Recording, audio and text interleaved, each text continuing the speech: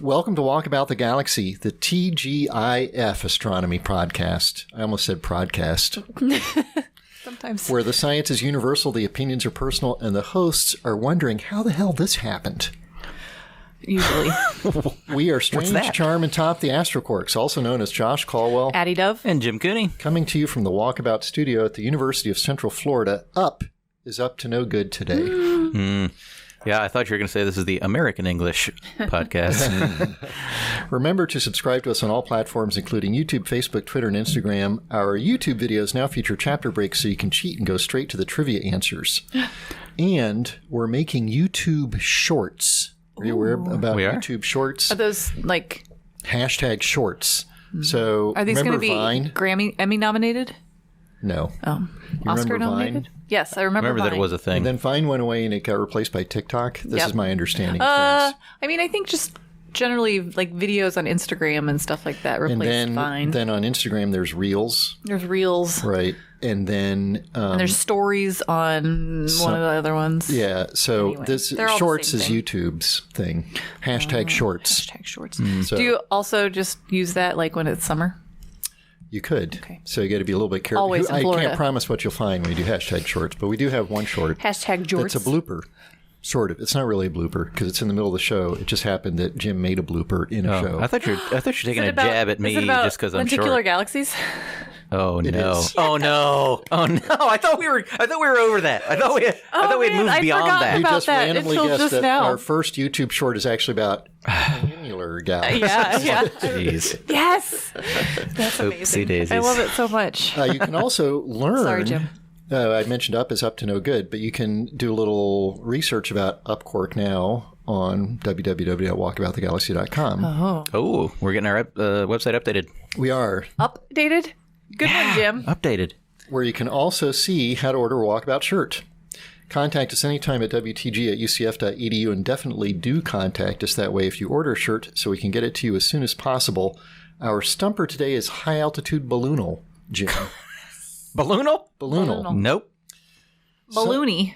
That's a bunch of balloony. Some companies are ramping up we've talked about the suborbital rocket tourist endeavors, and then there's even orbital rocket tourist endeavors as well. You got your application in. I did put an application in for the one we talked about in the last episode. I wanted to, but it was so much work. It was 91 questions. And there's like long answer questions, and I'm like, too. I got to type this just to go to space? That's true. I had aspirations, but I can't send an email these days. I can't be bothered to spend 20 minutes doing something for a chance to go to space.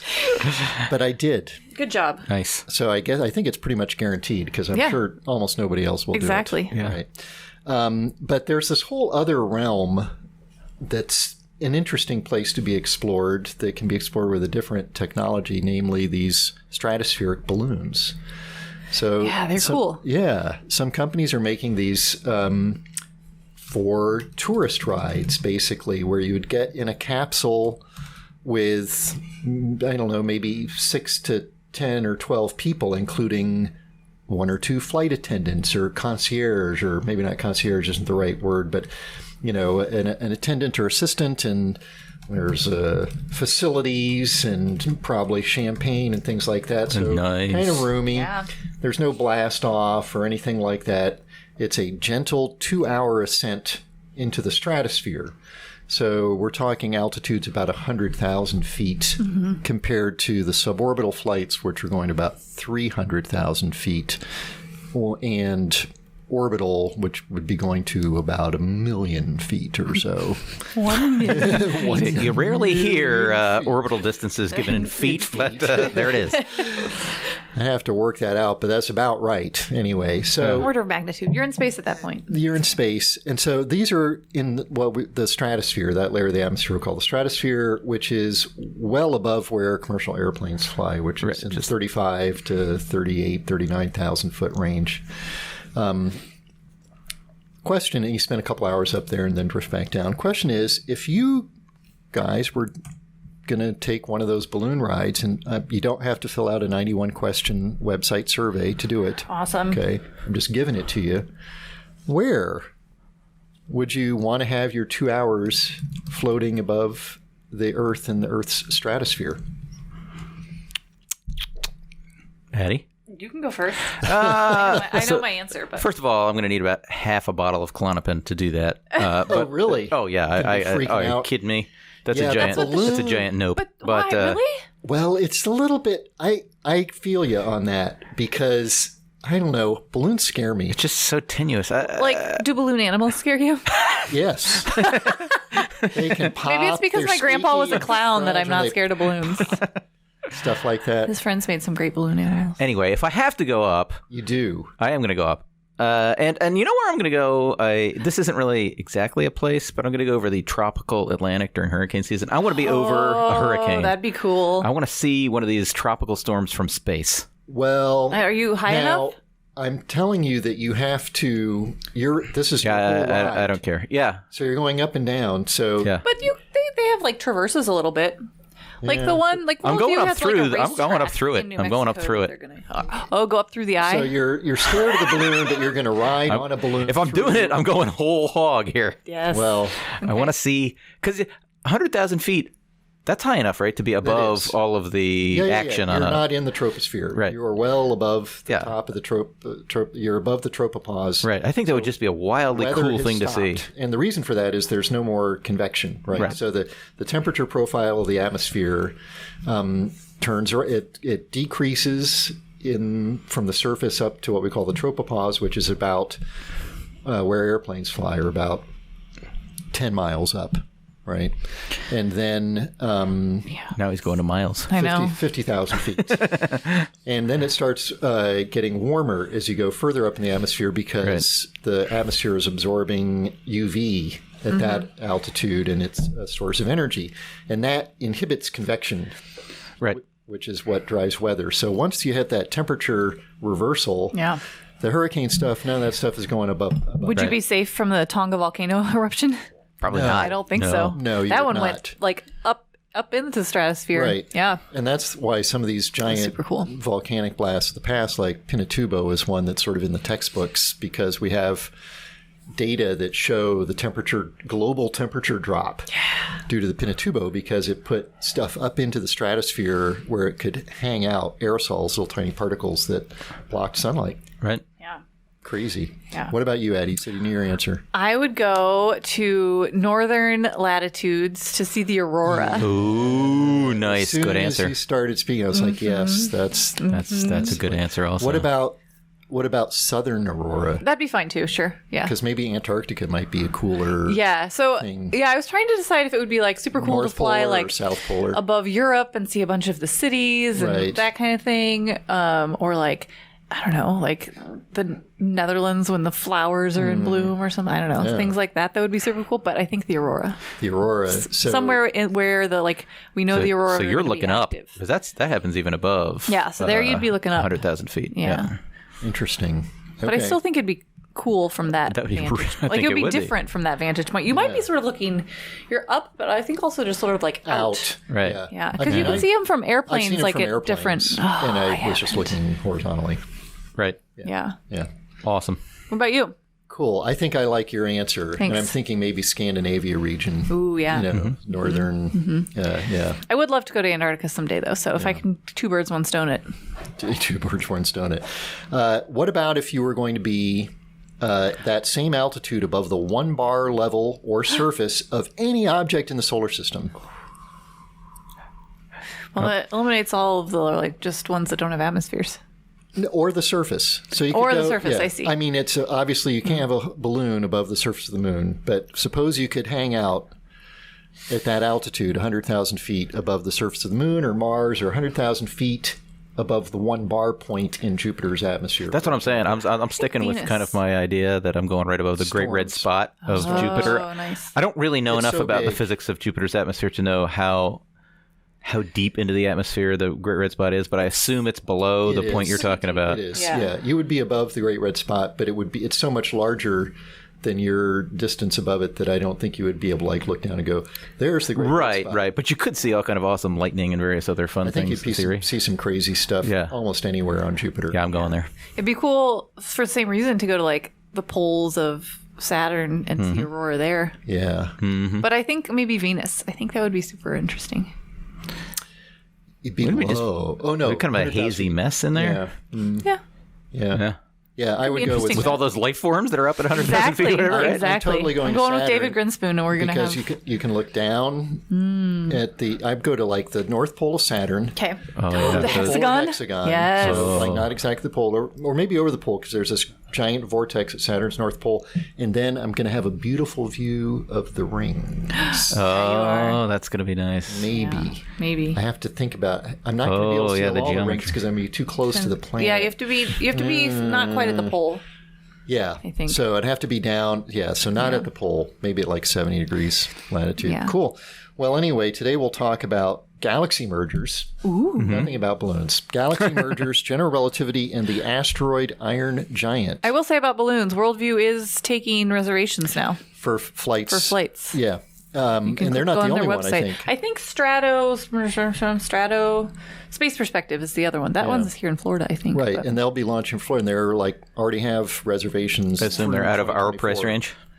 $125,000 is what I heard for one of them for a 6-hour flight. 2 hours up, 2 hours there. I will By say hour, those I just mean flights are- us three. Some of our listeners will Yes, have the yes, cash of for that. course. So go for I'm it. sure all our listeners are in the 10 million and up Oh, net yeah. worth. Yeah. They are in our eyes. There. But first, this episode of Walkabout the Galaxy is brought to you by atomic clocks. Whether you need to get directions to the nearest restaurant on your smartphone or test the general theory of relativity, ditch those pendulums, springs, and quartz crystals and get an atomic clock. Available in hyper-accurate near-absolute zero models, still astoundingly precise room temperature models, and pocket-sized commercial models, atomic clocks take the tick-tock out of timekeeping and replace it with atomic fountains and hyperfine transitions. If you find yourself running late, make sure your timepiece runs exactly right with atomic clocks. Atomic clocks. Scrupulous attention to detail. There's a tagline that uses the word scrupulous. I'm so excited about that. That's got to be a high-end company like Rolex or something. Oh, I like it. Should be like since we're doing atomic clocks, it should be like Omega or something, but it's not, or Rolex, but it's not. It is Rolex. Oh! Bam. Well done, sir. Nicely done. I Yeah. knew it wasn't Omega. Good job Did you on the know Rolex. that there are pocket-sized atomic clocks? We talked about that on the podcast once before. We mentioned it. I remember mentioning that and being floored knew by that, that. but I don't really Yeah. know anything more about it than that. I'm on this decadal survey thing, and I've read a bunch of little white papers about atomic clocks, and I still don't really understand everything about them. I certainly don't understand everything about them, but I was But it's surprised bonkers that to see these pictures, these little tiny things about the size of a pack of cards. little pocket watch. They're not as accurate as the bigger ones, but even some crazy accurate big ones are like the size of a desktop computer. Right. You know, they're not crazy. Well, we'll talk about atomic clocks a little bit later.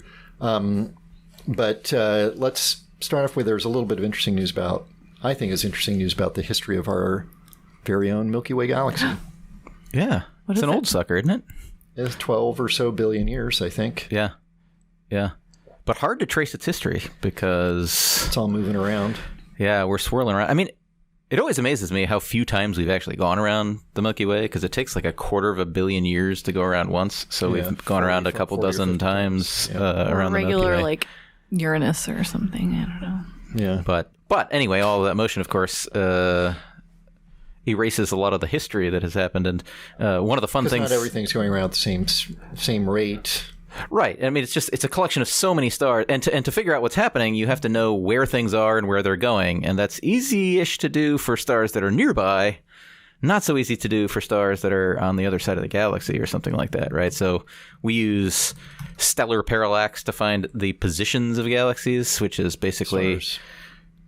Did I say Galaxies. Galaxy? Oh, yeah. You can't use that for galaxies. Which is basically like noting how they apparently move as the Earth goes around the sun every year. That works for nearby. Their apparent change of position relative to things that are much, much further away. Right.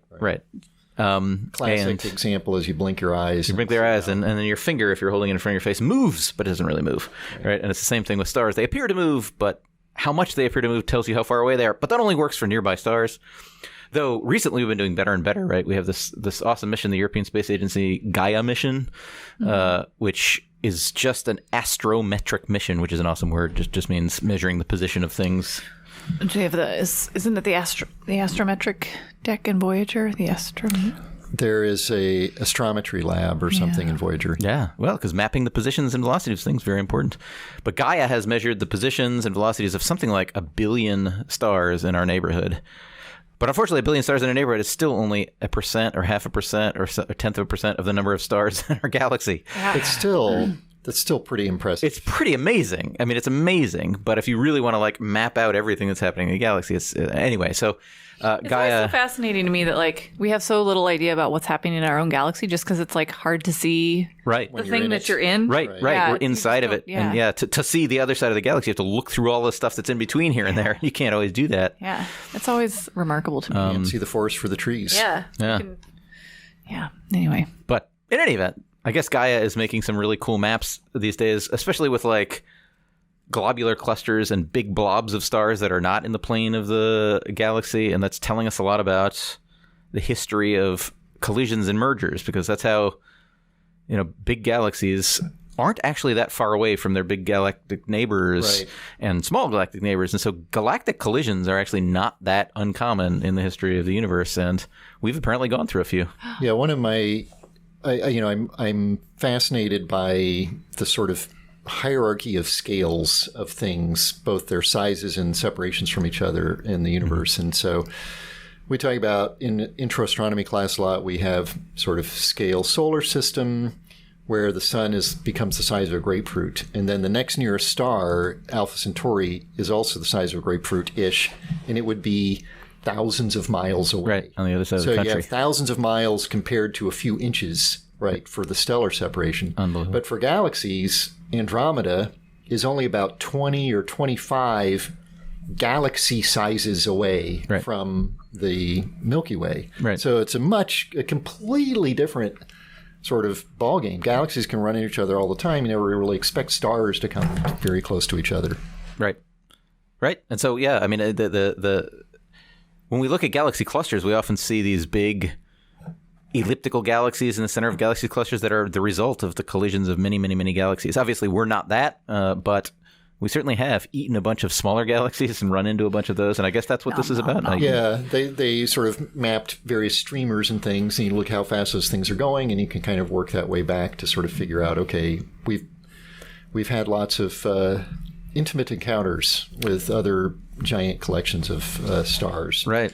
They even give us like a number of, wasn't it like 6 or 7 or something definite mergers that they have identified in our history, which is pretty impressive given that those were all billions of years ago. Putting that back together is quite the puzzle. Very impressive. Yes. Yeah, stuff like that's always interesting to me too, because I feel like we have a very simplistic view of like galaxy structure and formation when we talk about it in like astronomy or even some of the galaxies classes, right? Because we just like, I don't know, maybe I haven't taken one in a long time, and you have more up to date data that you teach the students, but I just feel like we had much more simplistic views about like how a galaxy's the arms form and what elliptical galaxies look like and like how they have that structure versus, but that doesn't include all of these mergers and stuff like that. Yeah, I mean, when I'm teaching a class about galaxies, that's a few sentence thing that you say. That these things are actually considerably complicated by the fact that there are many galaxy mergers, and that leads to X, Y, and Z. But and it affects things like, because galaxies have their own sort of ecology or ecosystem in some sense in terms of the age of their stars and the composition. The composition of things evolves as the stars go through generations of blowing up and producing new stars. And so some of these mergers bring in different, what astronomers call metallicity populations of stars into the Milky Way. So I like the Gaia, Sausage, and Enceladus is one of my favorite merger names there. Say what? Gaia, Sausage, and Enceladus is one of the merger names. You're just putting 3 words together. I know, but that's what it sounds like, but that's why it's my favorite one there. What?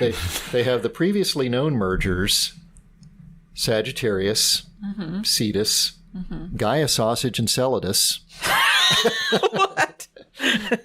LMS1 Wukong. Oh, it is Gaia and hyphen. Wow. Arjuna Sequoia Itoi. Why is there the word sausage in there? Sausage. So they must have discovered. So many questions. It must be like a streamer that's shaped like a sausage or something. I believe that the Gaia mission must have discovered a sausage. A space sausage. Distribution of stars. Awesome. Well, anyway, before we... Maybe it's sausage. And then Enceladus. I don't know why Enceladus is in there. It's either called Gaia Sausage or Gaia Enceladus. Gaia Sausage Enceladus. It's the name. It's the remains of a dwarf galaxy, the Sausage Galaxy, or Gaia Enceladus Sausage, or Gaia Sausage Enceladus. Of course, the Sausage Galaxy. Of course. Milky Way. Okay, well, title of the episode, Gaia Sausage Gaia Enceladus. Sausage. Sausage.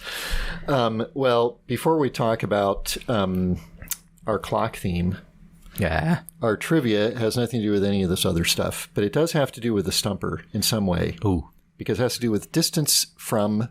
Sorry, I'm still reading about this. The globular clusters, formerly identified as former sausage members, are Messier 2, Messier 56. Anyway. So you're saying the sausage was like spitting out globular clusters? I guess so, yeah. Oh, God. No. We're going down a bad road. I think sausage is like a collection of names for... Oh, the Gaia sausage is so called because of the characteristic sausage shape of the population in a chart of velocity space. Oh, it's not even physically, not in physical space, but in some velocity space, phase space Plot of distribution radial plot. velocity versus azimuthal velocity of stars. It looks like a sausage. Sausage. Astronomers. Oh, man. And is it called I the laughed Gaia too much. sausage? Or... It is. Okay. Sometimes with a hyphen, sometimes not. Well, when we talked about your Stumper was about how far, going distances away from the Earth, only 100,000 feet. Some people have gone much further than that from the Earth. Humans Lucky. have gone to Earth orbit, and a small number have gone to the moon. True. Yeah. Because the moon's orbit is slightly elliptical, and because the Apollo spacecraft did not all have the same orbits around the moon, there is a record for furthest distance from the Earth for one Apollo mission. Oh, no. Who holds that record?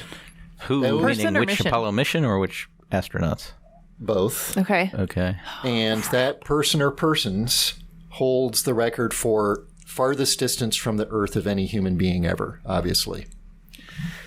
Okay. Second question is, who holds the record, mission and people, for farthest distance from the Earth, but still in an Earth orbit and not having gone to the moon? So leave the Apollo moon missions out. On an Earth orbiting mission, you may remember that Gotta be an the HS. recent Inspiration 4 talking about space tourism, Yeah. they went higher than anybody has gone since those days, or in a long time at least. So the question is, what's the highest, how high, who Yeah. Oh, my gosh. went on an Earth orbit, how far above the Earth? And then there's... Oh, go ahead. there's a third part. Okay. Thirdly and lastly, what is the furthest humans in space have ever been from the safety of a pressurized vehicle? Oh, how far have they been from the vehicle? Yes. So thinking, Yeah. Spacewalkies. Yeah. Yep. So those are your trivias to ponder. On the surface of the moon count? It does count. Okay. Yeah. There's this new set of Polaris missions. We sort of skipped any space news Right, and stuff like that, right. I guess. But But this there's these relates new, to that. Yeah, so there's these new Polaris missions that have been, and it's Jared Isaacman, I think, yes. who was on the Inspiration 4 mission, but he's booked 3 more SpaceX flights. And it's going to go, they're going to go even higher, and they're going to do They wanna set a record. spacewalks. Yeah, and they want Spacewalks? Yeah, they're going to use SpaceX suits, and they're going to get out of the capsule. And they want to set they wanna set the they want to record. break the record that was question number 2 on this trivia. Right. Yeah. Higher than that distance. So Yeah. so whose record are they going to beat is your second trivia. Yeah. And then That's called Polaris 1. called Polaris 1. And then I forget what 2 and 3 are going to do, but yeah. It's crazy. Cool. So, Cool. shifting gears, general relativity.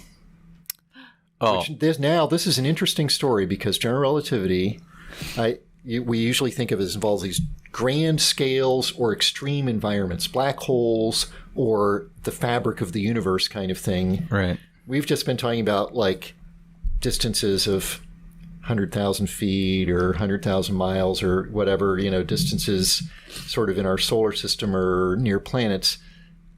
Ironically, our story about general relativity involves, in some ways, much, much, much smaller scales. Tiny scales. When I read this article the other day, or ran into this thing, I was floored. Yeah. I said, no way. I really, I didn't know how. I mean, because it's ridiculous. It's preposterous. I'm so excited about. I mean, like, like really, like I rarely get this worked up about a thing. I was like trying to tell everybody, and nobody else cares, but I was all. You guys care. Thank you. Care, dear listeners. The idea is this is all about gravitational time dilation. This is one of the things that general relativity predicts that. Which is crazy. Which is crazy. First. And we have, of course, many times talked about the wonderful movie. I knew you were going to bring that up. Oh, God. Interstellar, which we disagree, obviously, on the podcast about how good a movie it was, but it did beautifully represent gravitational time dilation, at least, in, like you said, an extreme environment. So this was near a black hole, where some of the plucky adventurers went down near the black hole, some stayed further away, and time ran very differently for those two groups. Right. But somehow, even though they knew that was going to happen, they still didn't know it was going to happen, and that introduced plot twists that drove me a little bonkers. Which is why it's a dumb movie. Right, you're wrong. But they did in any event, you're right. That, and they talked, Right. Mm-hmm. But it happened, right? So the guy who stayed far away, he aged a lot, whereas the folks who went, including Matthew McConaughey, to the near the black hole aged very little because time ran slowly for them. So you know what doesn't run slowly? Love. Yes, that's where they went off the rails on that movie. But anyway, that's where that was that's where that's not the part that bothered me the most. Wow. That's not that was anyway. Gravitational time. So. All right, so let's just get the basic idea is a black hole or some gravitational field that's warping space-time in such a way that if you're closer to it, time runs more slowly. That's right. Time runs more runs more slowly the closer you are to a massive object. Okay. Right? That's straight up. But so when I was pregnant and people were near me, time was more running slowly. It actually was. It actually. And even though that sounds preposterous, we're nearing the ability to be able to measure exactly that. Right? Like that's crazy. That is insane. Because so normally you only think about this if you're near a black hole or a neutron star maybe or something like that. That's usually the only time I think about it. Yes. Yeah. But it of course happens near the surface of the Earth as well. If you're on the first story of an apartment building or the 10th story of an apartment building, time is running more slowly on the first story. Right. But so tiny that of course it's irrelevantly small. Except atomic clocks. Atomic clocks are so stupidly good. Our sponsor. Our clocks. Thanks, Atomic Clocks. They deserve it this time. They get it for free. They don't even have to pay. We're just so excited. Wait a minute. The others were supposed to pay. In fact, this most recent thing they did was they had two not actual atomic clocks, but they were able to measure the difference in how time was running across a 1 millimeter stretch, like one millimeter higher from the surface of the Earth. Right. So at a point 1 millimeter higher than another point, they were able to measure to determine that time was running slightly faster at the point a little bit higher. That's a millimeter. Is 10 hairs. That's right. It was. I mean, it's an unbelievable tiny. I mean, the amount that time is different at 1 millimeter away from the surface of the Earth or the center of the Earth, it's like 1 part in 10 to the minus 19 or something. Like, I mean, it's ridiculous. It's the articles we linked on, like, that said what the difference in redshift was, and it was like in decimal points, and I was like, I can't calculate that. Why didn't you just put scientific notation? It's so many decimal points. It's preposterous, and I think this is marvelous for like a huge number of reasons. One of the reasons that I wasn't as interested in, but I guess this kind of technology is going to allow them to make even better atomic clocks. But by a factor of 100 or so. Yeah, I mean, I was amazed even reading sort of the previous record of this type, where they put basically one atomic clock on top of another one, separated by a foot or so. Speaking of feet, or sorry, unit of the episode. And they were able to see that those two clocks were running at a different It's unbelievable. And then, like, if you look at the Wikipedia article about atomic clocks, it shows like an array of atomic clocks. And then you have to think, well, of course, atomic clocks come in different levels of precision, right? But the ones in the top shelf are running at a slightly different rate than the ones in the bottom shelf. That's unbelievable. Yeah, they get out of sync and noticeably out of sync. Yeah. It's unbelievable. This was using it wasn't exactly atomic clocks. They were looking at, they basically had a big giant tower of atoms. and they were looking at the Strontium radiation atoms. emitted by those atoms. And of course, different atoms emit radiation at different frequencies, but they're all the same atom, right? So they should be emitting all at the same frequency. But when you bring those two bits of radiation together, they get out of phase. They get out of sync. And so they interfered with each other at some... Right. I mean, basically, they have to... I mean, at any one time, they can't really tell, or over short periods of time, because there's always a little bit of fuzziness as to what the frequency of the light given off by anything is. But you average it over a couple of hours, and they're like, yep, this one is... it's unbelievable. And the thing that makes me most excited about this is, I mean, first of all, just the ludicrousness of it, but is like, this is going to give us some ability to get insights about how general relativity and quantum physics work together, because we're usually you think that level, right? Usually think the only places in the universe where I care about that, like those two things, or I could test those things, is like at the singularity of a black hole or at the Big Bang or something like that. But here, they're actually, you need quantum effects and general relativity, and this is going to be a way to kind of test our ideas about quantum gravity in the future. I think that's really, really cool. Very, very interesting. Well, crazy. from the Jim's still so excited. Jim is still so excited. I'm fired up, but I got to really switch gears because I'm about to get Because he's really about to get mad really after Addie explains to us what's next. Yes. Oh, about Psyche. Yes. Okay. Jim's going to be mad about Psyche. But there's not mad at you, but mad. No, I understand. There's a new paper out. That's a fine paper, and it's interesting result about the asteroid Psyche. Not the mission Psyche, which is going to the asteroid Psyche. I did see a funny graphic recently. They were proposing like naming conventions for things they see on Psyche. So like when we go to a new object, we have naming conventions and themes usually and stuff like that, right? So they were just like gonna name everything Psyche. Everything Psyche. Oh, that's Psyche Crater. Oh, that's Psyche Crater. It's the Psyche Hillock. Yeah. Right. So one of the so Psyche is a metal asteroid, right? So that's big thing. That was metal in air quotes there for everybody. It was metal quotes. Metal. Oh, metal. It was devil's horns. Yeah, like rocking out. Yeah, hard metal. Asteroid. Yeah, which is an M-type asteroid, right?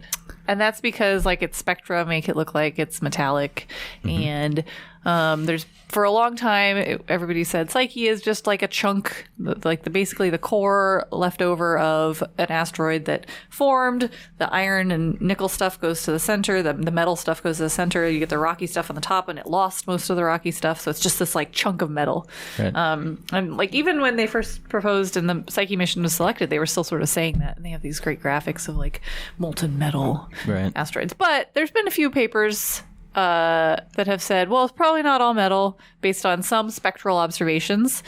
And then also there's this big discontinuity in like the measurements of the porosity of the asteroid and how dense it can be, and have like the mass it has and the volume it has, and that doesn't quite line up with being a completely metal asteroid.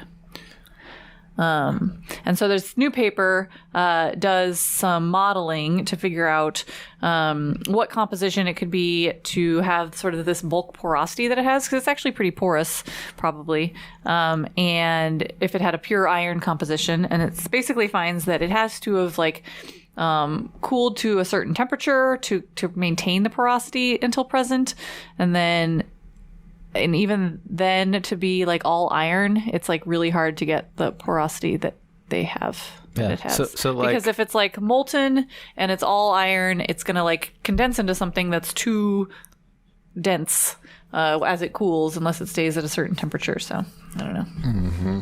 But it's not dense. Is basically, I mean, it's not. It's like 50% porosity or something, probably to explain. All iron. Yeah.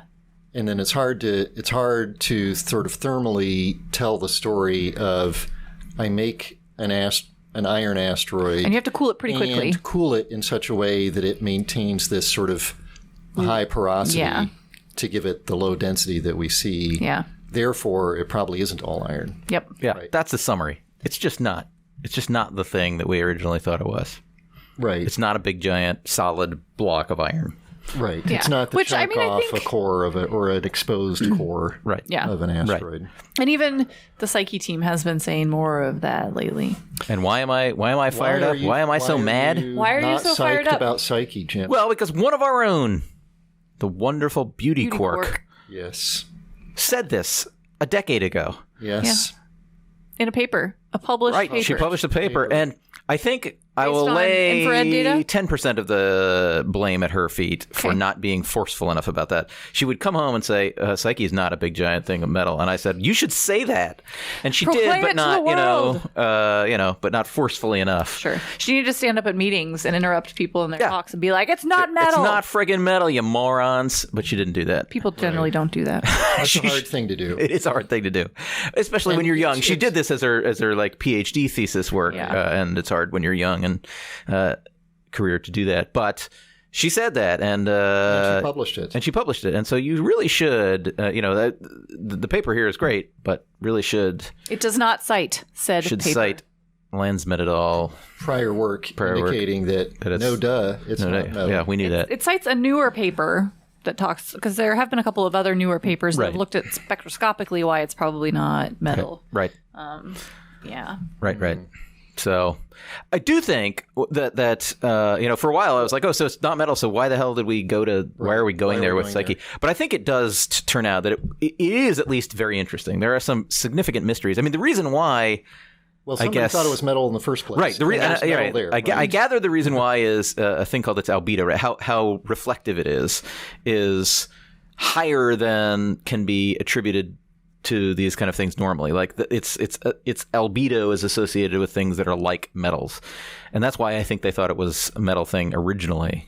At least It's not that's just the albedo, but also some of the spectra they have. And like Right. I know radar data, it's different than in radar data, it's different than some other asteroids as well. So. Right. So it's got some weird things. So I think it still is a very interesting object to go visit, and I think they'll learn some really cool things. Sure. But it's not going to be a big giant metal thing.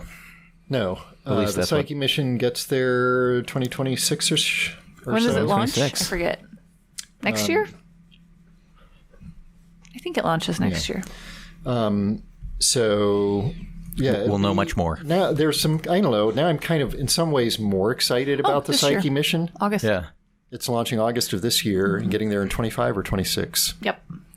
And because now there's like, what does 26. Psyche really look Yeah, like? what the heck you is really know? going on? Yeah, you were telling me earlier about some possible thing that might be going on the surface. What would you call it? Faro vulcanism. Ooh. Like, what the heck? Faro volcanism. That's volcanism of Iron. molten iron. I'm trying to understand. could I be can't like- wrap my head around that. Yeah, I don't get how that would work because We watch iron has a pretty high melting point. A YouTube channel pretty frequently where it's more of medical stuff, but it's like, and he always breaks down words like that. It says Faro. Metal. Iron. Right. Yeah. Iron. Yeah, I don't believe that's supposed to be an active process. Really? I don't know. It'd be I'm hard having for a it hard to be time. active. I'm having a really hard time with that. That it's not an active process? Well, It's too small. right. It can't Gotta be cold. be right. So Right. it can't be actively happening. Right. Yeah. Right. We're all agreeing. Yeah. Okay, great. Okay. We're in violent We're agreement. in violent agreement, yes. Okay, so let's see if you can be in violent agreement about the trivia. Oh, I'm going to be so mad at myself. I already know it. So who are the Apollo? Well, at least there's only like a few to choose from. Right. But I only know the names of a few of them. I think it's 8. Total Apollo astronauts? No, I think it's the Apollo 8 Apollo mission. 8 Oh. has the record for distance. As Oh, much I'm going to say it's Apollo 11. oh. And, okay. I'm going to say it's Michael Collins, Michael who stayed Collins. on the thing. Is that just because he's the one you know? Yes, he's one of the one of the three that I can He name. has the distinction of at one point, he was able to take a picture that included all humans all except humans him. except him. Yeah. Right, that's awesome. Yeah, But in any event, no, it's actually Apollo 13. 13, that's what, because to do the maneuver, they had to swing a little So bit further.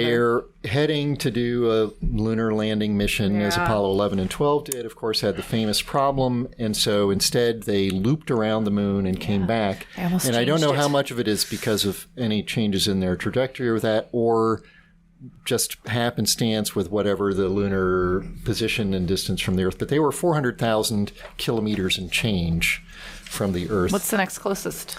I don't have second place. I'm sorry. So Apollo 13 crew, Jim Lovell, Fred Hayes, Jack Swigert still hold the record for farthest humans it was Tom Hanks. From the Earth.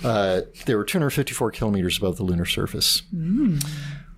What is the record for distance from Earth for humans not on one of those Apollo missions to the moon? So just on a regular old orbit around the Earth.